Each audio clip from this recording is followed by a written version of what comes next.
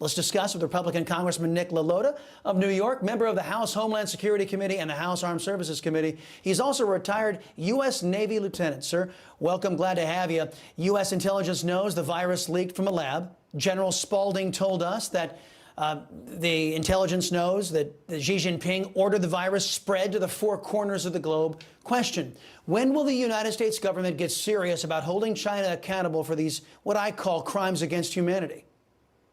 Well, I think we should get serious right away, and here in the Congress, that's what we're aiming to do. But I'd like to welcome the Department of Energy to the real world, where months and years ago, most reasonable people like us concluded that a new corona respiratory virus, which first overtook Wuhan, China, before the rest of the world started, in the same Chinese city as the Wuhan Institute of Virology, where we had that respiratory lab.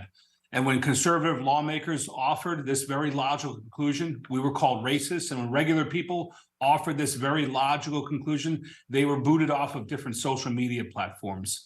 Now, the question, I think, is what should be done next about this? And I think that China must be held accountable for what they did, either negligently, recklessly, or maybe even intentionally, because their virus caused more than 1 million U.S. deaths, cost us more than $14 trillion to fight the virus. Now, I think reparations are in order, and specifically U.S. taxpayers should be made whole for what it cost us to fight the virus, and families who lost loved ones should be made whole as well. You just got back from a trip down to the border. Agents there revealed how easy it is for the cartels just to bring in a whole bunch of drugs and, among other things. Secretary of Homeland Security Secretary Alejandro Mayorkas just told CNN, hey, he's not going anywhere. He did everything just right. Can you commit the GOP will use the power of the purse and the debt ceiling to force Mr. Biden and Mr. Mayorkas to do their jobs? Yeah, so I went down to the border for the first time as a member of Congress just a couple of days ago.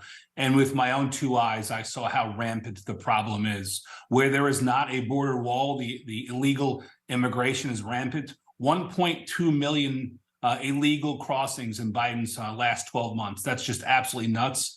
It's the cause for the 100,000 fentanyl deaths here in the United States. Mayorkas needs to do a much better job. He's been negligent and reckless at his job as well. The House Republicans will hold him accountable. We need to give our Border Patrol more personnel. We need to hire more immigration judges. We need to finish building that wall already so we can secure the border. We need to implement better technology. The cartels are a sophisticated operation, and they have a leg up on us because the executive branch just simply isn't focused on our southern border. I witnessed numerous holes in fencing along the border. I witnessed migrants crossing where there is no physical barrier. It's pathetic what's going on our southern border. Our men and women in the Border Patrol need more support from the executive branch, and this House Republicans intend to give them the tools, but we can't do it alone. We need the president to step up here too.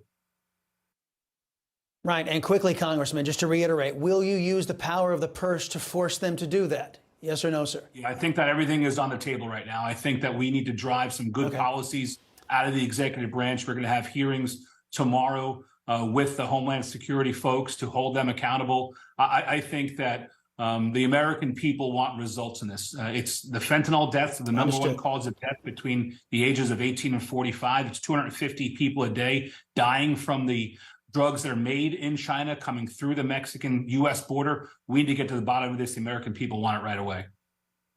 All right. Wednesday marks the 5th week since Newsmax was taken out of the DirecTV lineup.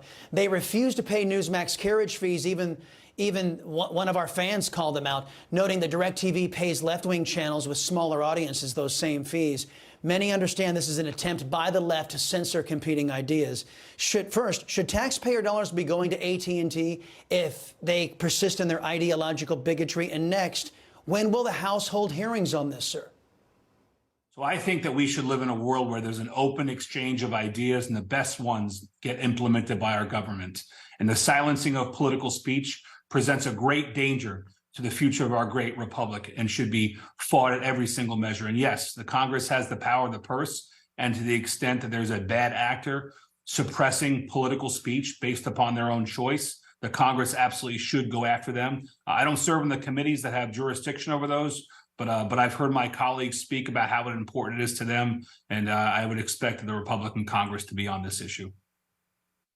Congressman Nick LaLota, sir, we appreciate your time and the visit here on the Salcedo Show. Come back soon, sir.